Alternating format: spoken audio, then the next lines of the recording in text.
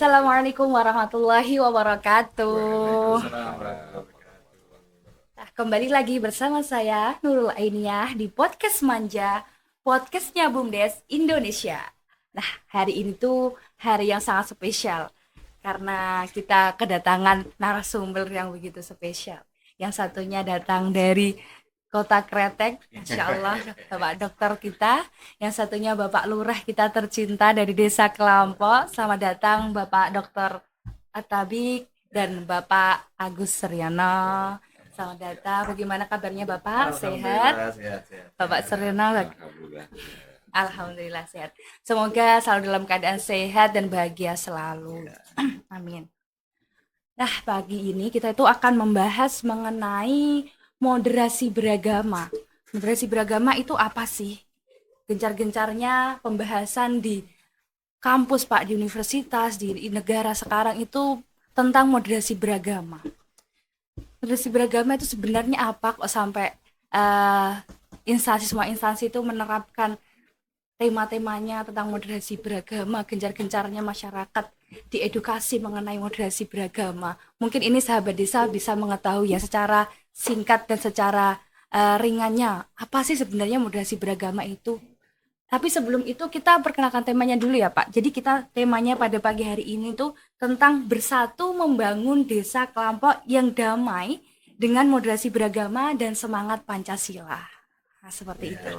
Jadi karena eh, di desa Kelampok ini kebetulan desa yang cerdas dan desa digital, kita tidak perlu melakukan eh, edukasi secara offline Pak. Kita bisa online dengan podcastnya yang podcast manja sekali ini yang sudah disediakan dari BUMDes Desa.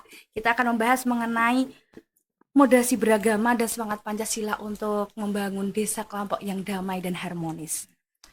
Jadi kan dalam panorama keberagaman etnis, suku, budaya, dan agama yang sangat bermacam-macam di Indonesia, tentunya kita membutuhkan moderasi beragama ya Pak. Dalam membangun masyarakat yang damai, harmonis, kita membutuhkan dua pilar kalau saya baca tadi itu pilarnya yaitu moderasi beragama dan Pancasila.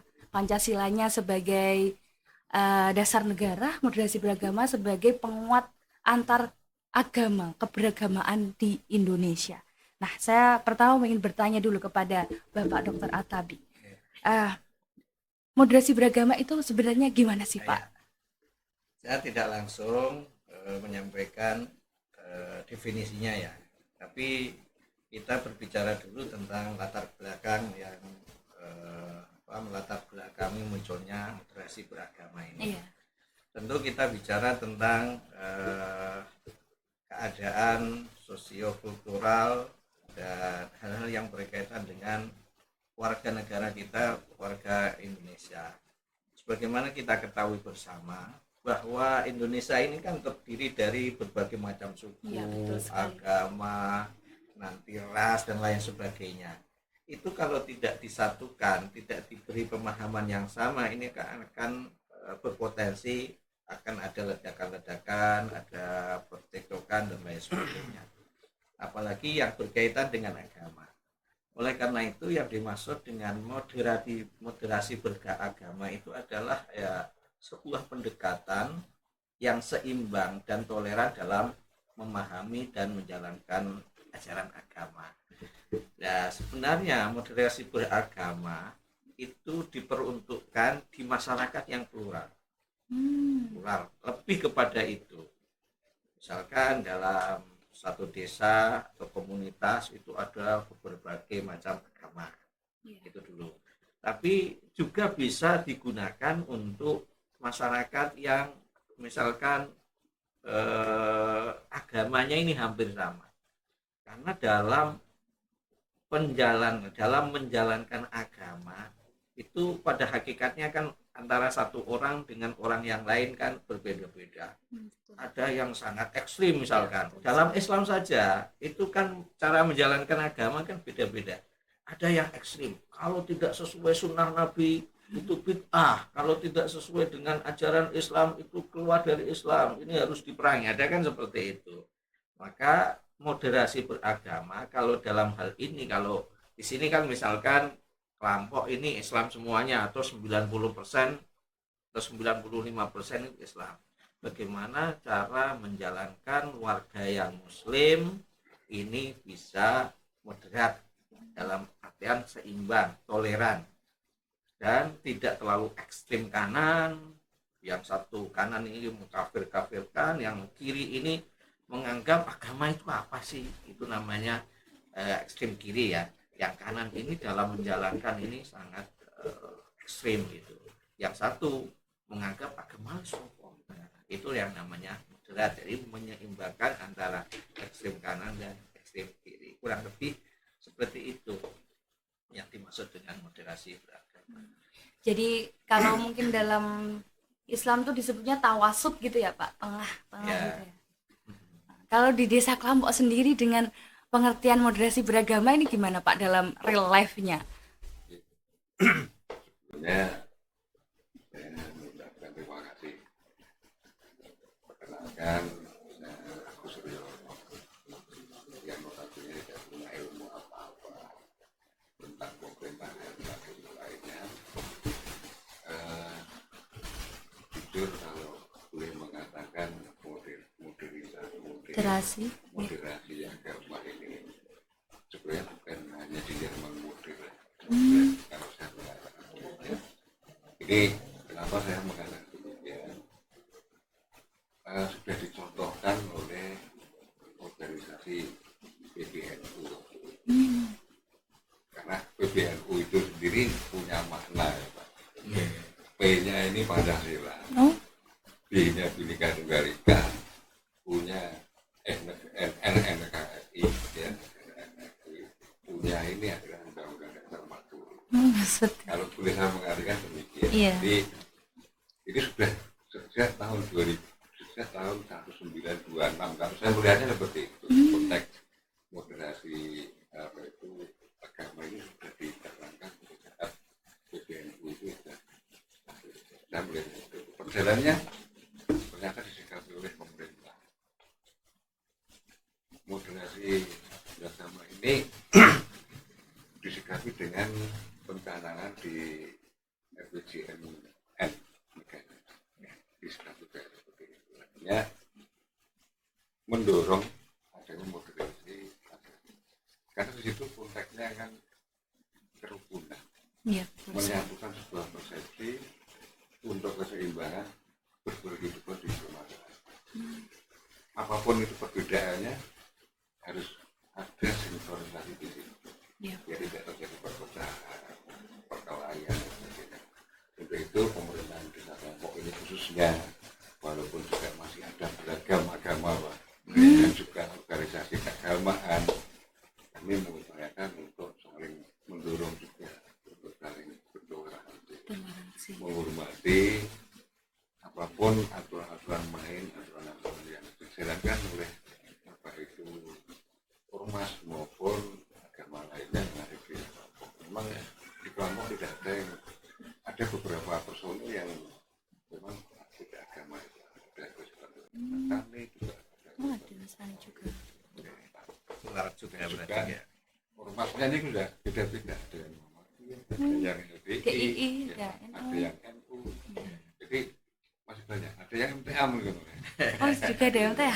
Jadi kelompok walaupun jumlah pembunuhnya tidak begitu banyak, ini sudah beragam. Jadi itu alhamdulillah mungkin pemahaman moderasi di agama di kelompok ini belum begitu dikenal oleh masyarakat pada umumnya, tapi budaya adat itu sudah mengikat dalam konteksnya moderasi. Jadi ini sekilas dari pandangan kami, moderasi agama ini memang penting, tidak biar tidak terjadi perpecahan.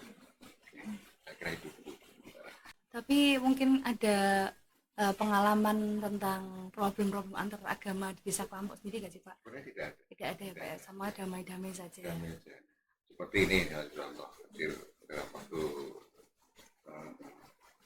dekat kemarin itu ada organisasi atau apa yang namanya ajaran agama di misalkan Pak ya.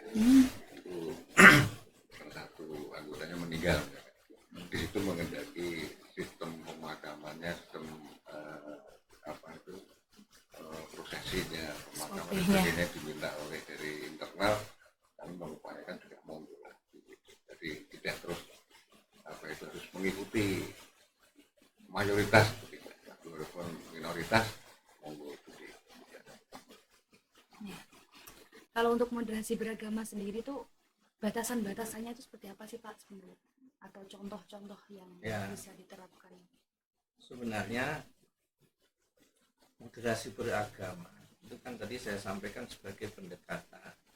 Tapi kalau dalam sebuah struktur masyarakat itu sudah terjalin dengan baik, ini otomatis masyarakat itu sudah menerapkan moderasi beragama tanpa ada istilah atau teori-teori yang sadar. Iya, betul. Teori itu sebenarnya lahir dari apa yang sudah ada dalam masyarakat.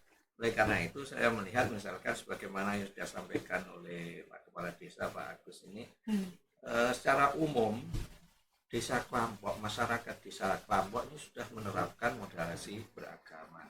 Karena moderasi beragama itu kan landasannya adalah saling menghormati antara satu warga dengan warga yang lain, satu komunitas dengan komunitas yang lain. Tadi satu ormas dengan ormas yang lain. Ini sudah terjalin sangat bagus.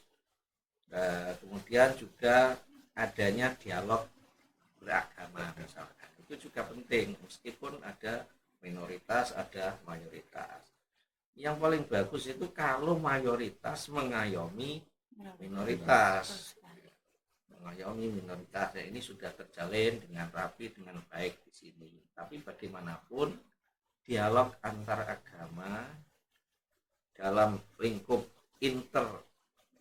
di masyarakat sini itu juga tetap ada, karena namanya permasalahan itu terkadang muncul itu sangat cepat sekali. Maka kesadaran untuk saling berdialog antara satu dengan lain meskipun tidak secara diresmikan dengan cara sangat ngobrol itu juga penting. Nah, saat itu memunculkan pemahaman, dalam Kristen itu seperti ini, Islam itu seperti ini, sehingga masyarakat yang mayoritas itu bisa memahami yang Kristen. Termasuk yang tadi misalkan LDII dalam pemakaman ini sebenarnya seperti ini.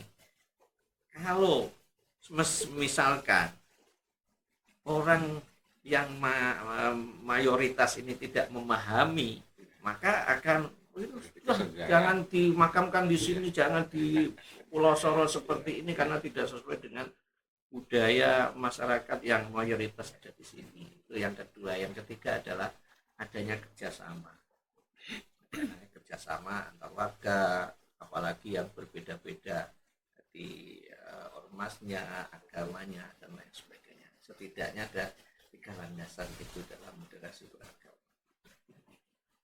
Kalau dari dunia pendidikan kan di desa Klampok ini ada beberapa macam agama kan Pak.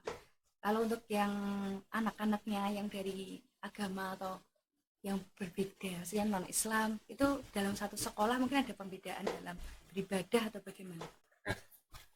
Tadi saya sudah menyampaikan kalau di Klampok ini kan minoritas. Oh, minoritas sekali ya. Minoritas. Ada beberapa, hanya 2 kakak itu. 2 kakak saja. Artinya apa itu? Di situ pun dalam satu keluarga ada yang malah justru mualaf itu. Jadi tidak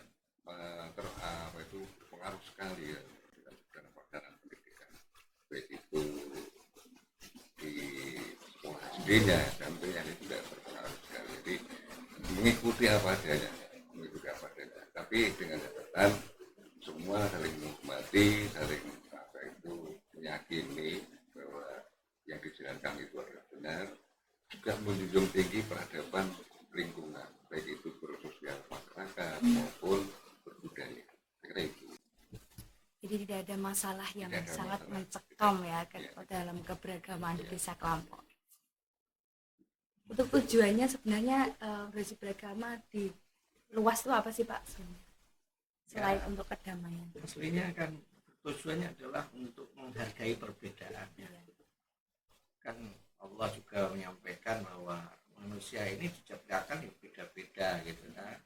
Dalam kitab suci manapun Kita itu yang berbeda-beda, yang penting bisa memahami perbedaan itu, baik perbedaan secara suku, ras, agama, dan lain sebagainya. Dan ini perbedaan ini sebenarnya sebagai kekuatan dan kekayaan budaya kita sebagai warga Indonesia, sebagai kekayaan bangsa. Karena adanya perbedaan-perbedaan kemudian bisa terjalin dengan rapi, terjalin dengan erat meskipun ada perbedaan. Ini kan menjadikan negara kita dalam hal lingkup yang paling kecil desa, masyarakat desa, kan sebagai penguatan pada budaya kita. Dengan adanya perbedaan, kemudian saling menghargai, saling memahami, ini luar biasa. Dulu kan pernah ada, jadi misalkan dulu di Poso ya, Poso saya lingkup yang lebih besar. Ini dulu masyarakatnya ini 50-50 antara Muslim dengan non-Muslim, katakanlah Kristen. Semula terjalin dengan sangat baik, menghargai perbedaan satu dengan perbedaan lain. Kemudian muncul ada isu ini, isu ini. Akhirnya pecah. Pernah terjadi seperti itu di beberapa negara Indonesia. Nah itu karena itu tadi perbedaan itu tidak terjalin dengan perbedaan baik ketika ada sebuah masalah. Biasanya itu ada faktor eksternal yang mengompori, yang menyebabkan ada ledakan.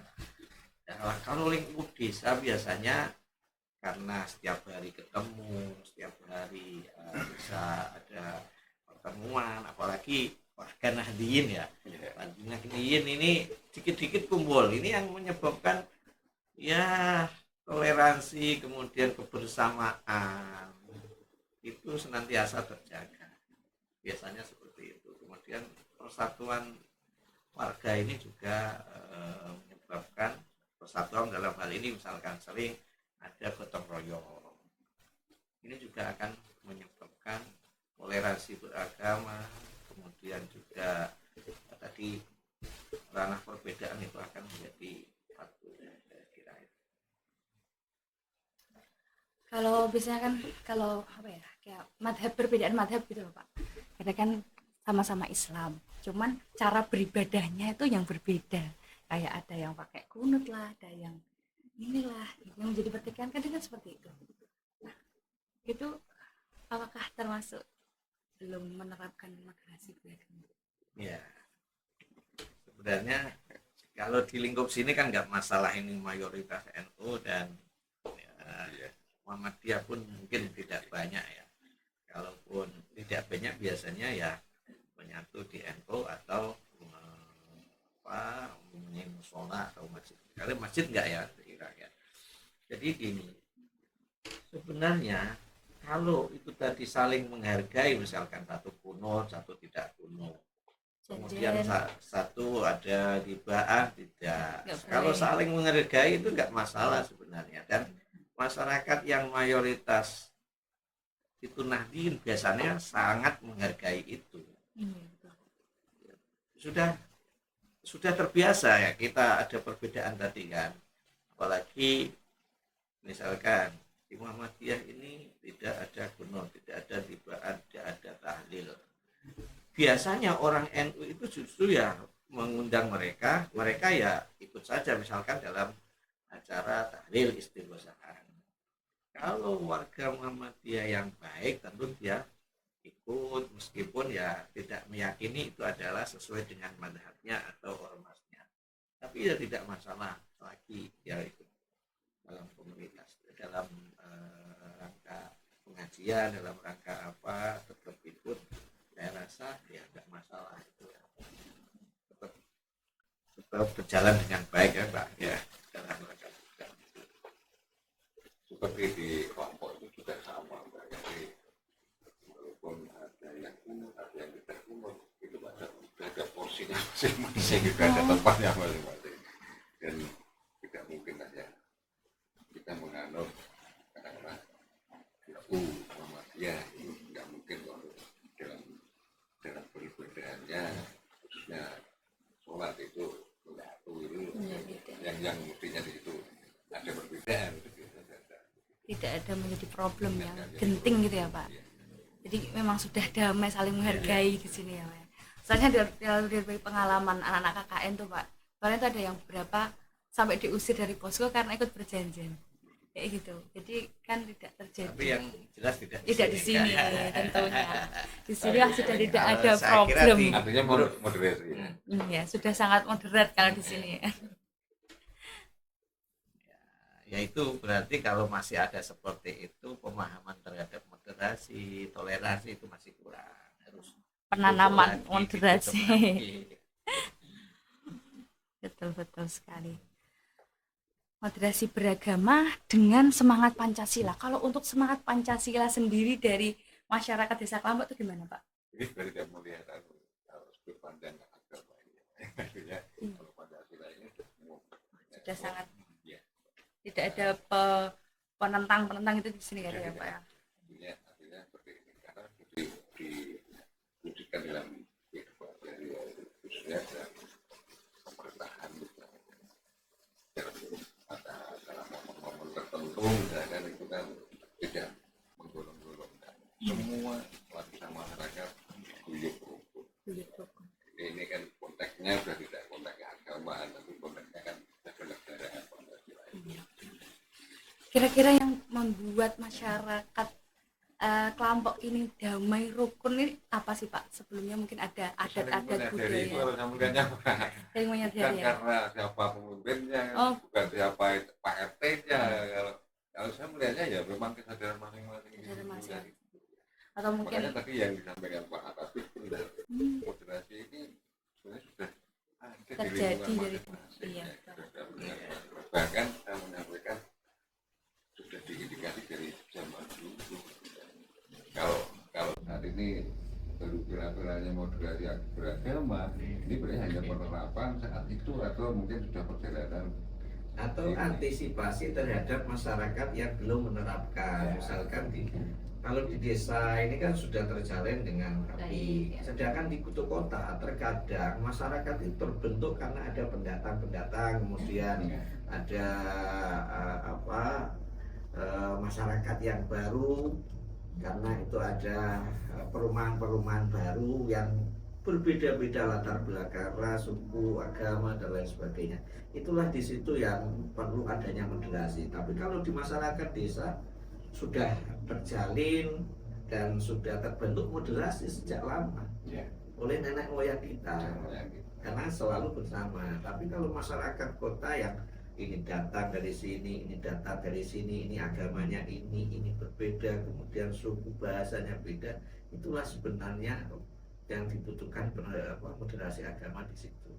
Ya. Meskipun memang ya pemahaman terhadap moderasi agama ya tetap terus diberikan kepada masyarakat, karena misalkan masyarakat Kelompok misalkan suatu ketika juga akan ke kota, akan ke daerah yang lain yang akan berbeda-beda.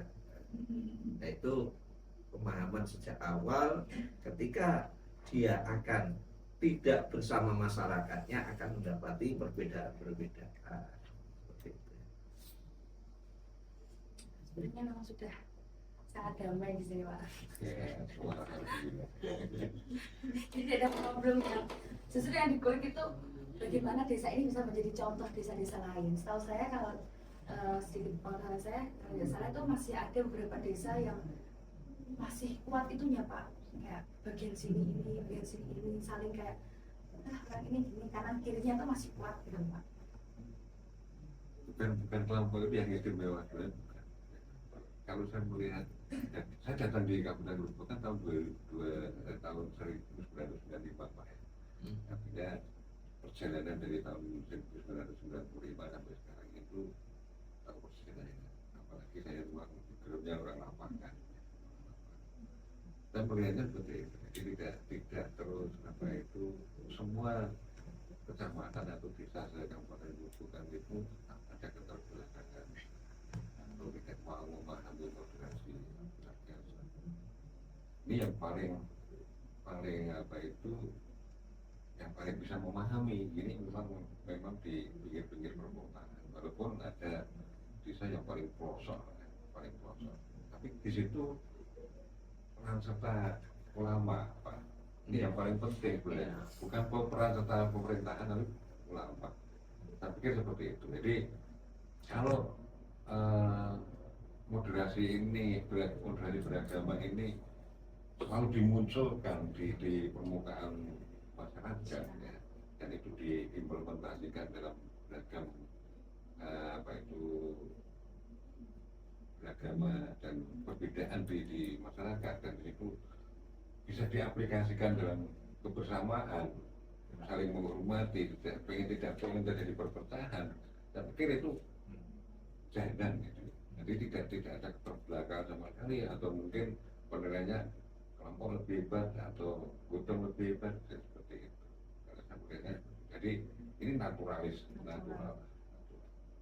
Ya, kalau saya melihat gini, terkadang adanya gesekan itu diakibatkan misalkan di tempat lain itu ada pengajian, ini berkaitan dengan keagamaan ya. Ini ada pengajian yang ustadznya itu dari transnasional, dari orang lain, misalkan dari yang tidak sepaham dengan kita, misalkan ini hukumnya ini apa dibahas seperti ini istighosah ini haram dan lain sebagainya. Kemudian ada masyarakat yang sini ikut, kemudian ada ikut 2-3, kemudian menyebarkan di masyarakat yang sudah sangat membudayakan hal-hal yang dikritik itu ya. Ini biasanya memunculkan suatu gejolak, meskipun kecil tapi kalau dibiarkan juga akan bisa meletup.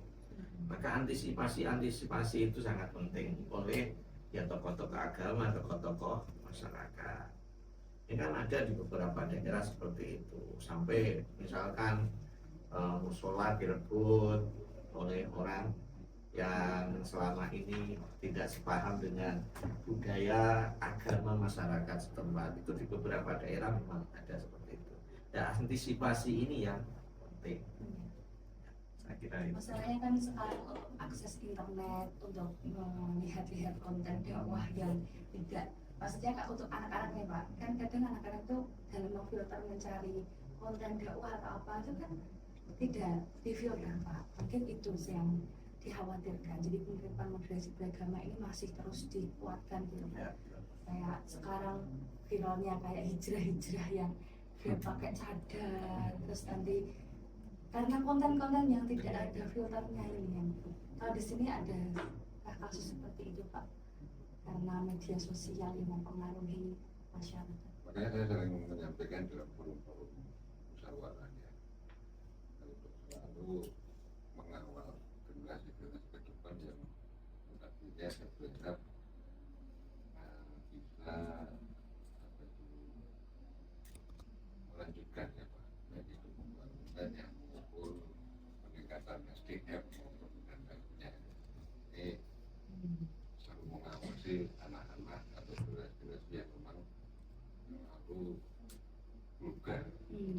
Memang ini kelompok ada beberapa personal, tapi minor banget Pak. Kenakalan remaja. Dan ini bukan jadi PR sebenarnya, tapi kita selalu dalam Enggak sampai jadi tidak gitu. tidak ikut dalam proses ya. Iya. Jadi permasalahan mana ada, tapi itu masih dalam kapasitas Kecil wajar. ya wajar. Ya soalnya sekarang kan sudah dilakukan pemerataan, tokoh-tokoh agamanya sudah sama pahamnya. Tapi dari segi ini setan kotaknya ini kan sekarang tidak ada filter. Dari HP ini kan dakwah-dakwah sekarang kan yang dari internasional, paham-paham macam-macam lain kan anak-anak sendiri kan, oh kalau di rumah begini tapi di konten ini kok ini lain gitu. Justru ini butuh pendampingan orang tua. Apapun alasannya yang namanya medsos ini mau tidak mau berlanjut terus. Ya. Dan itu pasti akan diikuti Pak. Dan kalau pemerintah atau kabar ini belum atau tidak memfilter ya, jadi yang harus memfilter ya keluarga, orang tua.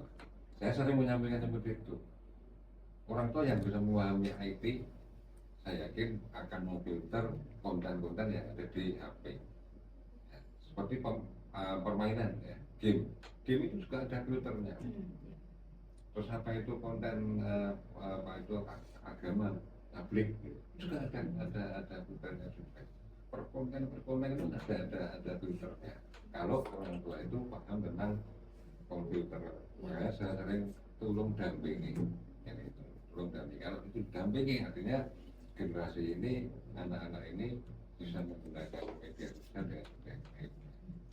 Cuman masalahnya kan kalau tidak salah di sini tuh saya sering menemui anak-anak yang tidak didampingi orang tua Pak. Maksudnya dia hidupnya karena orang tuanya mungkin bekerja jauh dari rumah, jadi seringnya hidup bersama dengan kakek neneknya atau siapa. Nah itu apakah bisa membantu dalam pembelajaran juga Pak? Ya ini yang jadi permasalahan ini kalau saya mengatakan kan karena Psikolog anak. kelompok ini memang ada beberapa warga yang memang orang tua ini tidak di rumah, istri ada di luar negeri, tapi orang tua kerja di luar kota, dididik sama baik, difasilitasi HP, kota ya tidak ini yang jadi terbatas. kelemahannya orang tua dalam pengawasan. Ini yang menjadi PR kita yang jelas dari pemerintahan itu selalu menekankan untuk mendampingi anak yang memang di situ tanda kutipnya belum mampu untuk menguasai IT. Kalau menurut Pak Tarik sendiri, kalau terjadi problem seperti itu, karena ini kan problemnya di desa kampung kan banyak orang tua yang tidak mendampingi anak, yang dilimpahkan kepada kakek nenek atau orang lain lah, kita bahasa dalam tanda kutip ya Pak, dalam penguatan beragama anak-anak yang tetap modern gitu. Memang yang namanya keluarga itu adalah madrasah pertama ya, mendidik, mengajari, kemudian memproteksi termasuk dalam hal ini. Kalau dalam suatu keluarga tidak ada orang tuanya dalam kasus seperti ini, ya akan timbul ketimpangan-ketimpangan. Tapi kalau ada kesadaran bersama, misalkan dalam lingkup keluarga yang lebih besar lagi RT, lebih besar lagi nanti RW atau ya saling menjaga dalam hal ini, meskipun akan tetap berbeda pengawasan orang tua secara langsung dengan pengawasan masyarakat yang lingkupnya lebih besar. Nah ini saya kira permasalahan itu ada di mana-mana, tergantung ya anaknya, kemudian bagaimana proteksi dari lingkungan, terutama lingkungannya. Kalau anak berada di lingkungan yang tidak sehat, apalagi tidak ada pengawasan orang tua, ya akan segera dengan cepat terpengaruh. Makanya lingkungan-lingkungan yang sehat itu sangat penting apabila tidak ada keluarga dekat yang mendampingi. Masalahnya itu tadi, kalau di dalam masyarakat di mana-mana yang permasalahan kenakalan remaja itu ada pasti, apalagi kalau tidak didampingi oleh orang tua atau orang tua acuh tak acuh terhadap perkembangan anak-anak. Saya kira itu pendampingan secara keseluruhan itu penting, dan menciptakan masyarakat yang sehat, yang baik itu juga penting. Pak, dari desa sendiri ada perhatian khusus tidak Pak untuk anak-anak yang kebetulan ditinggal oleh orang tuanya bekerja di luar atau apa seperti itu dalam pendidikan beragama? Sebenarnya ada ya, sebenarnya ada. Ini yang jelas itu walaupun pendidikan orang tua Pak, biasanya itu Lebih mantap ya. ya dari tunggal-tunggalin, ada usul, tunggal-tunggalin, ada masih, ada adiknya itu peduli juga.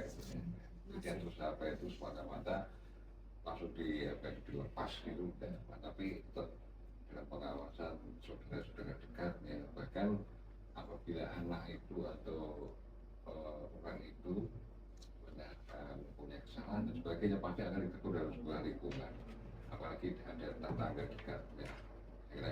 Jadi tidak terus apa ya namanya kita lepas itu tidak Curculan ini. kita hidup di lingkungan tetap ada pengawasan. Saling menegur itu juga tetap ada ya Pak ya. Untuk kegiatan keberagaman sendiri seperti dialog agama-keagamaan itu seberapa sering Pak dilakukan di sini? Kalau kelompok sering ya di setiap masjid, di setiap apa itu musola khususnya di Masjid Besar Prapo di Dukuh itu banyak kegiatan-kegiatan keagamaan yang memang di situ untuk penerangan, Pak. Ada apa itu pengajian, ada apa itu tafsir, itu salah satu bentuk untuk pendidikan pada masyarakat. Gitu.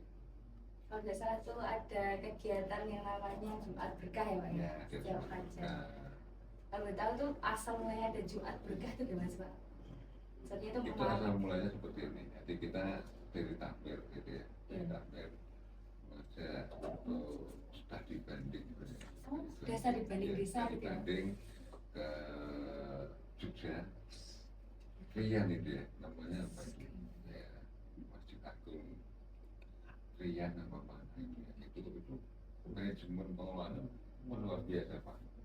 Dan juga sumber dananya luar biasa juga. Sampai sana di sana itu ada apa itu kunjungan yang notabene di situ itu penerimanya luar biasa.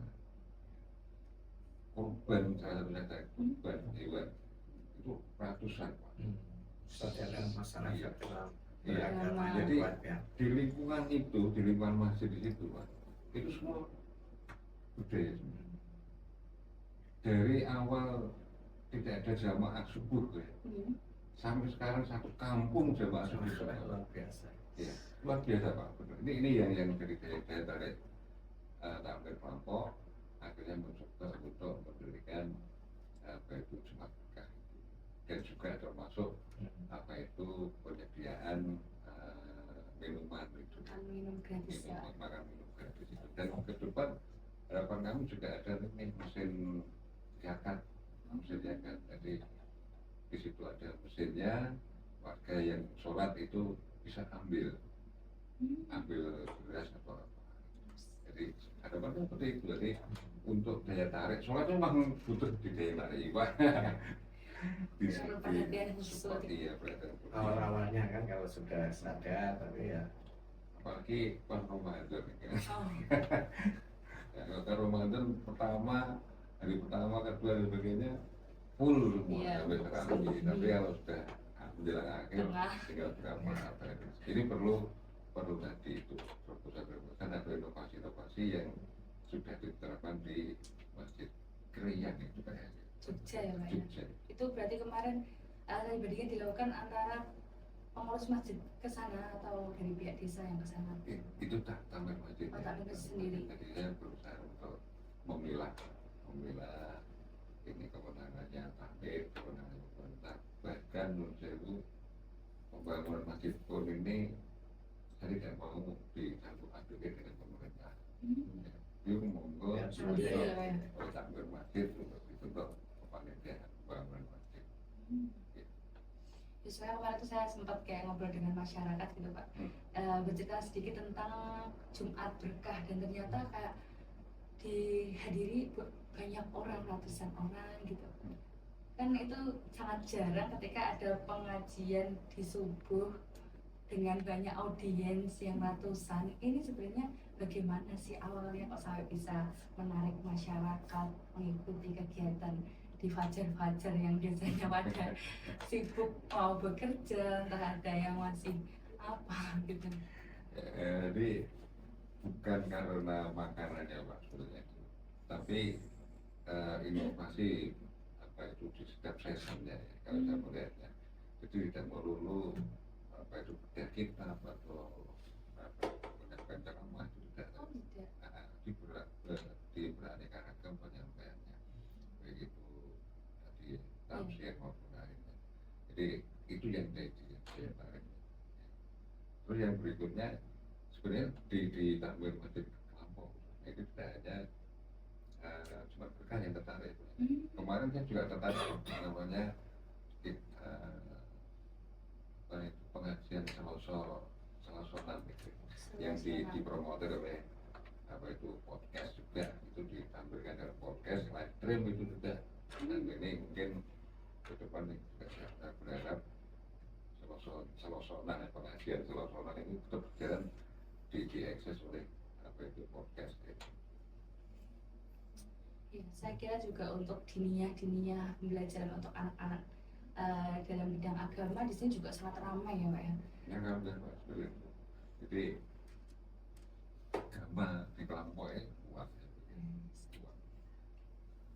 Mungkin Pak tapi ingin menyampaikan beberapa pesan Ya. mengenai organisasi. Ya, saya kira sebagaimana sudah kita diskusikan bersama ini ya, ini saya kira masyarakat Papua ini sudah masyarakat yang menuju ideal kan, yang namanya ideal ya milik Allah kan. Ini sudah ideal, cuma ya perlu pemupukan terus menerus karena bagaimanapun perubahan itu sangat cepat terkait dengan IT bisa mempengaruhi munculnya orang luar ke dalam mengaruhi atau orang dalam belajar atau mendapatkan sesuatu dari luar bisa mengaruhi ya. Pemupukan seperti ini dan adanya kesadaran untuk tetap baik bagi warga secara keseluruhan ini penting ya untuk menjaga kondusivitas, menjaga kedamaian, kebersamaan dan lain sebagainya. Kalau dari Pak Agus sendiri mungkin ada pesan atau sesuatu yang disampaikan tentang keagamaan atau moderasi beragama di sini. Ya. Yang jelas dari saya sederhana saja. Selama ini dalam perjalanan di pemerintahan desa Klampok, saya pikir kok sudah nyaman semuanya ya, dengan menjaga sebuah keseimbangan, baik beragam melakukan kegiatan beragama maupun budaya khususnya bermasyarakat. Dan ini memang benar yang disampaikan Pak Taufik. Selalu kita pupuk, kita mencoba untuk kita pupuk lewat media-media yang ada, baik itu musyawarah tingkat desa maupun musyawarah tingkat dusun maupun tingkat RT.